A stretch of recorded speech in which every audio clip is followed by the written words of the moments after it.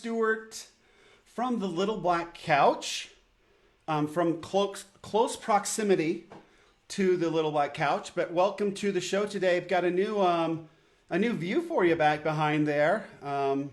That's for you, Kurt. What do you think? So anyway, so wanted to get on and chat a little bit about I watched a Facebook Live yesterday, and one of the topics that came up was pretty important, pretty cool. It's something that I have actually dealt with for about 12 years now. And so I wanted to jump in and have a little live on it. It's very helpful in business. It's very helpful in life. But we will definitely, let's jump in and get that done. So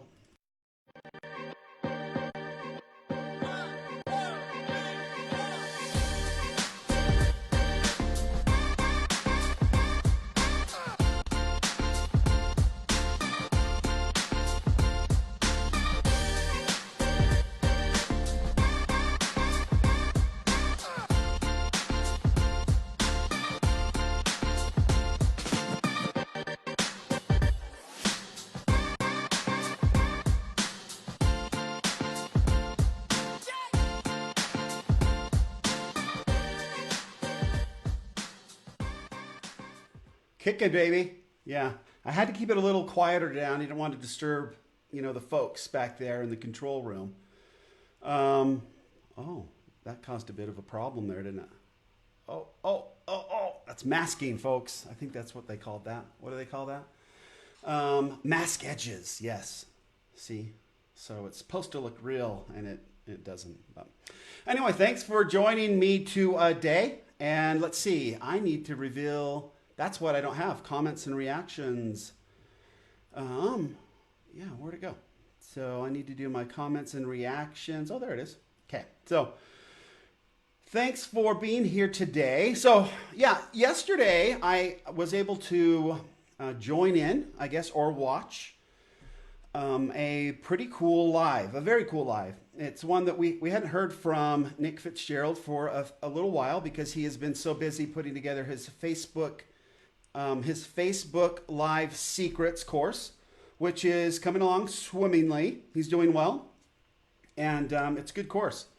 So I happen to be one of the lucky few that were in, right at the beginning. And because I had enjoyed Nick from here. In fact, here's proof. There's our good friend Nick right there, hanging out on the Little Black Couch. So he was in here helping me get started. A few weeks ago, it's got to be, maybe it's longer than that. Maybe a month ago?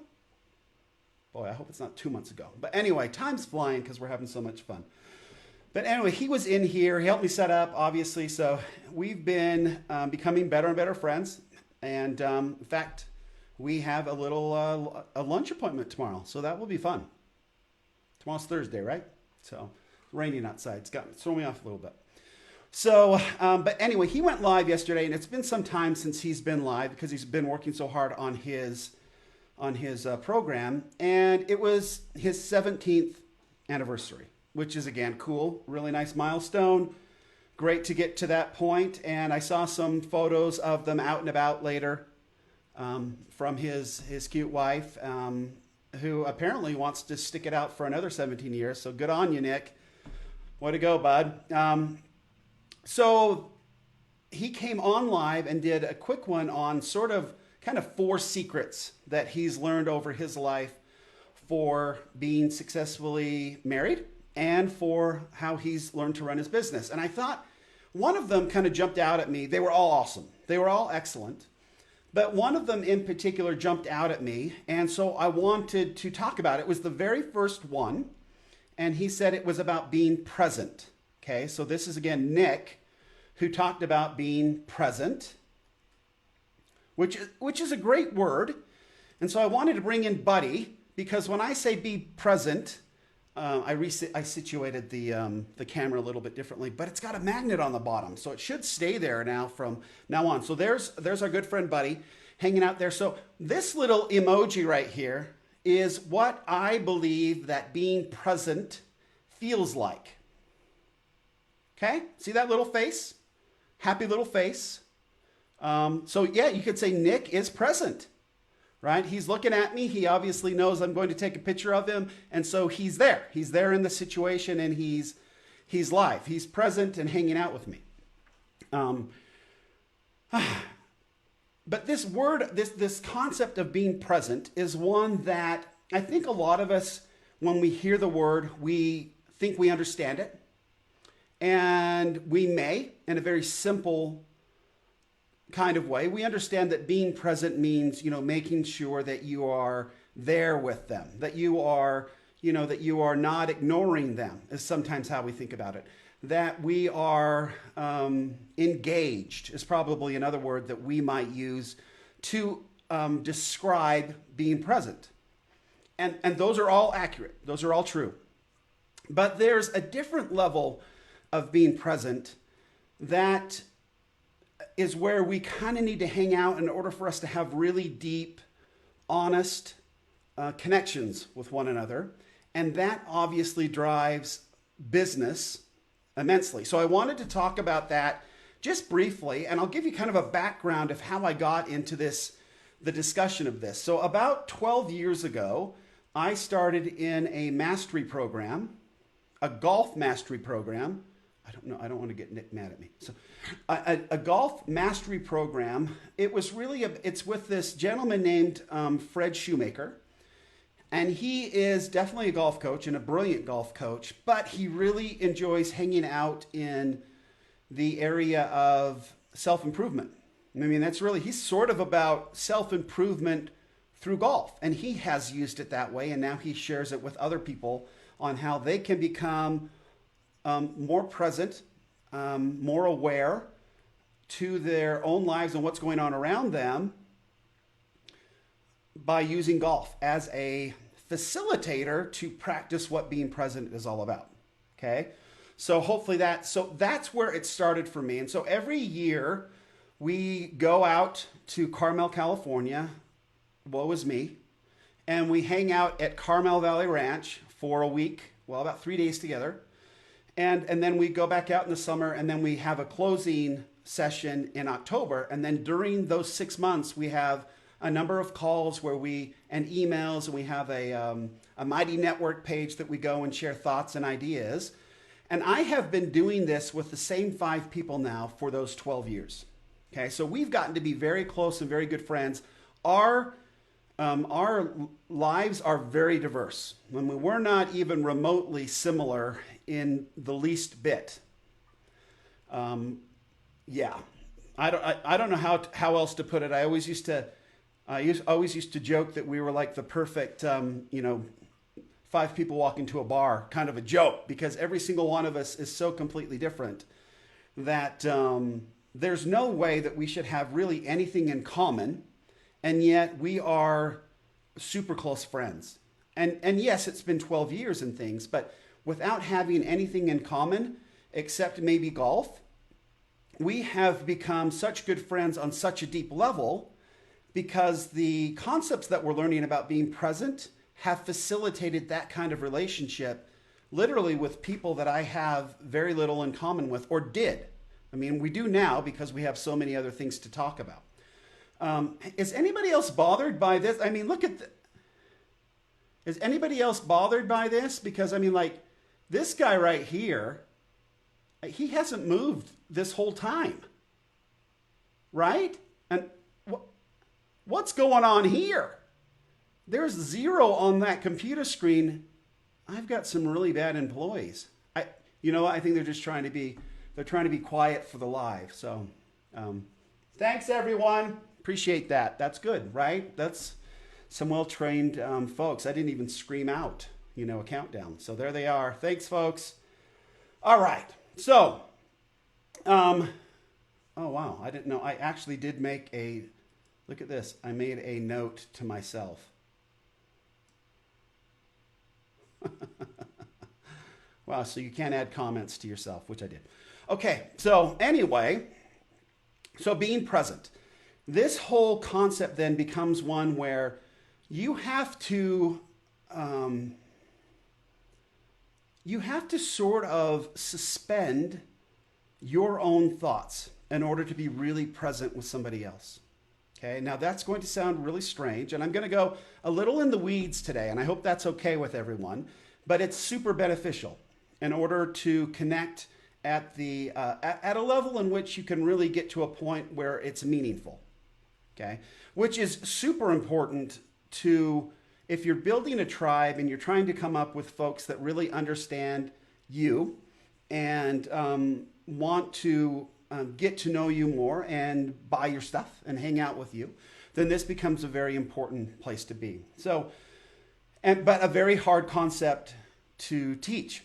Originally, when we were taught how to be present, it was framed in this whole idea of playing golf more proficiently, right? More efficiently, more skillful level of golf.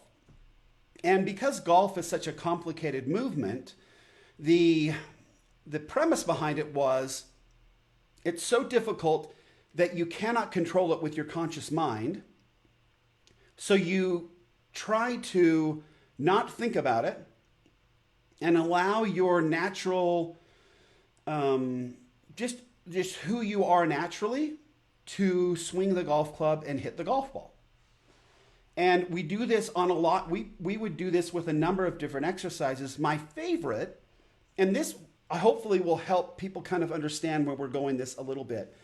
There's this notion that we somehow or another need to think about everything in order for us to be better at it, right? So, and I don't know where that's come from, but especially in golf, we have all these swing thoughts, right? We're trying to make our bodies do certain things so we can be less embarrassed and hopefully more proficient and play better. So we have a lot of these conscious thoughts that are going on where we're trying to make things happen, where the movement is so complicated, trying to make things happen doesn't work. It actually just gets in your way and you actually play a lot worse because our conscious mind has no capacity or capability of controlling all of these muscles and tendons and all of that needs to happen so precisely to hit a little golf ball in the middle of a golf club and have it go anywhere towards the target, okay? So one of the exercises we would use on the practice tee would be we would get ready to hit a golf ball and we would say, ready. And then the person who was coaching us or was working with us would start yelling out numbers.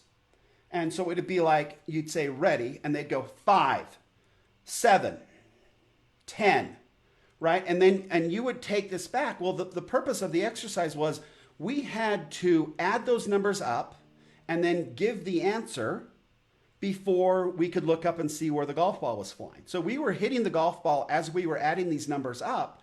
And so in this particular occasion, what was 5, 7, 10, right? So 12. So I would have to say 12 somewhere along the golf swing. And if I said 12 before I go, then I could look to see where the ball went, okay? And so there was no possible way for us to consciously try to control our golf swings because our mind was occupied doing a math problem. And yet you would find that if you were able to occupy your conscious mind with a math problem, you would hit the golf ball far better than if you were trying to think about hitting the golf ball. Is that making sense? No? A little confusing? Try it sometime. It's amazing the things that we can do without thinking about them. We can walk and breathe and run upstairs and right. And if you think about being present is really about staying out of your own mind and thinking about stuff in your own mind. As an example, have you ever been walking down the stairs and just kind of cruising along, and then all of a sudden you look down and realize, oh, I'm walking downstairs and they're steep and I could possibly get hurt. And so you start trying to control the motion a little bit and you inevitably stumble or trip or whatever because your conscious mind is just not very good at those motor skills that we do subconsciously all the time, right? So we just have to let ourselves just do certain things. So it's kind of along that premise. So this idea of being present then, when it comes to a golf swing or it comes to anything else, is really about making sure that you aren't consciously trying to control anything. Okay. Whew. Okay, so here we go as far as a conversation. So let's use Nick, right? Nick was out last night with his lovely wife, and they presumably went out and it was their 17th wedding anniversary. So they presumably, what is the 17th? It's like a burger, right? You can go out for burgers on your 17th. I don't know what it is. It's like the paper mache. I have no idea what it is. So whatever it is, the 17th, their 17th anniversary, they're out. They're having a nice time. And when they're discussing things, and they're reviewing the last 17 years of their love and adoration for each other. And they are present and in the moment. Now, if when they're talking, for example, Nick, I'm going to throw you under the bus right here. Nick's big. Nick's not the kind of, I'm not throwing Nick anywhere, right? It's an expression. Okay, so I am not going to Nick, I'm going to figuratively throw you under the bus right now. Okay, so let's say they're having a nice discussion, but Nick is listening and thinking about work. Okay, everybody understands that is not being present. He's not really listening to what's going on and what his wife's saying, right? And I do that. I have a real problem with this at home, and my sweet wife is very patient with me, and I'm getting better. I really am getting better. When I've gotten to the point when I can be thinking about something, but when I hear her voice, I have now trained myself to get over with her, right? I got to listen to what she's saying about. So I really tried to do that. Silence. I really tried to do that. She's the most important one for me. So being present to her is the most important time to be present, right? And all of us probably feel that way about our spouses. Is when they talk, everything else goes. And it doesn't matter what anybody else wants. We have to be present to what they want. And I don't care what's coming up, folks. There's, honestly, okay, this is a life hack. Oh, that's the green screen. Oh, it's all ruined. Oh, no. You thought I really had a huge thing, but no, life hack. You can't even see the life hack here. Please, with your spouses, they're number one. They're the most important. If they're talking to you or you have anything else going on, it can wait. Talk with them, please. Okay, now back to the facade. Oh, see? How much better is that? Do I seem more authoritative and believable from the control room than from the green screen? Little bit. I don't know. All right. Oh, we're back to Buddy. Hey, buddy. Still smiling. He's a good dude. Okay. So back to this present talk. So when we are trying to be present with somebody, it's more than just like not looking at your phone. It's more than not thinking about work. Those are definitely important. But there's another step.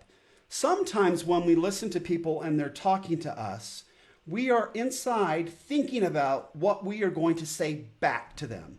What we can say that is smart or funny or more important or going to impress them or whatever it is. If we have any sort of agenda going on in our head, for example, if we're thinking, how am I going to pitch this person? How am I going to sell them on this or the other thing? That is not being present. That is being a salesy person, a non-present salesy person. Okay? We have to get to the point where we are so interested in what they're saying that we're just listening to it. And we're trusting ourselves to express what is naturally and authentic in ourselves when it's our turn to speak. We are not, while somebody is talking, trying to create out of some ridiculous formula something that's going to be impressive or salesy or whatever it is. We cannot have any sort of a ulterior motive when we are communicating if we really want to be present. It just has to be that we want to learn and listen. That's the only goal. That's being present. So we're not thinking about how we're going to switch the situation for our benefit. We're not thinking how this person is so much smarter than me. Why are they even talking to me? I'm such an idiot. That's not being present. That's being a little paranoid. and not present. Paranoid and not present. That's not good either. So salesy and not present, paranoid and not present, neither of those are good. Stay away from those completely. So being present is just about allowing the moment to develop naturally and trusting yourself that you have everything that you need to offer back, that you will be able to share from a memory or an experience or whatever in the moment after you've taken theirs all in. And here's the beauty of it. The ability to connect with somebody when you have been present to what they are saying goes far beyond anything verbally. Okay? So much of what we communicate is sublevel, below the communication, that we don't understand body language and everything. Even when facial expressions, so when I am listening to my wife, she instantly knows when I've zoned out because I get this expression. She knows he's not here. He's completely somewhere else, right? Where being present is more about just hanging on every word and enjoying it, enjoying the inflection of their voice, enjoying their deep, beautiful blue eyes. That's my wife, but maybe you know somebody with deep, beautiful blue eyes. With just being there with them and trying to feel what they're trying to express and not getting so caught up on our own thoughts that it's really becomes a conversation. Like when somebody is talking to us and it's all about us because we're trying to figure out how to reply to them, then we've got a real problem. You can tell the lighting's bad, huh? Because I keep doing this and it goes like, oh, see, look, it went blue. Oh, it can be really pale. Is that working? Can everybody see that? Oh, that's not good. And then the color returns. So this is not present, present.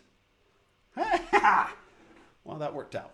Okay, so that is it for the day. How long have I been around? Oh, geez, 22 minutes. I apologize. I like to keep them around 20. So that is it. So being present is about enjoying and experiencing the person that you're with.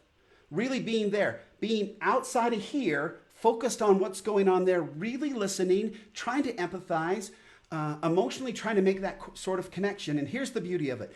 If you really are present when somebody is speaking with you, then your reply will be awesome.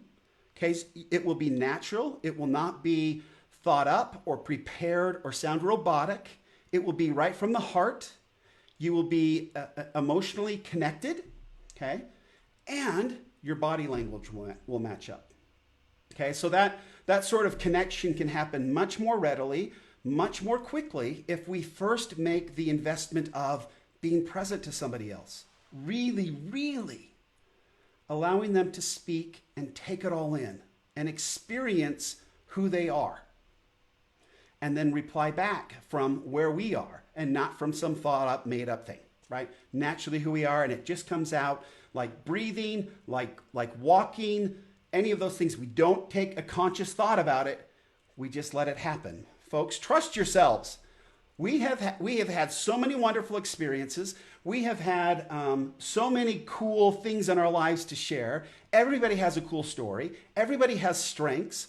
Everybody has weaknesses. Everybody has something to share and make somebody else's life better. But the only way you're going to know, the only way you're going to be able to share who you really are and benefit somebody else is if you first listen and are present to who they really are and what they're trying to communicate, and not trying to think up some interpretation and how you're going to one-up them when it's your turn to talk. So that's it. That's being present. It wasn't that hard, hopefully. But any questions, comments, or whatever that you have on being present, I'd love to talk about it. I've been talking about being present and staying out of your head. These are Fred Shoemaker terms. Being present and out of your head those are two opposite ends of the spectrum.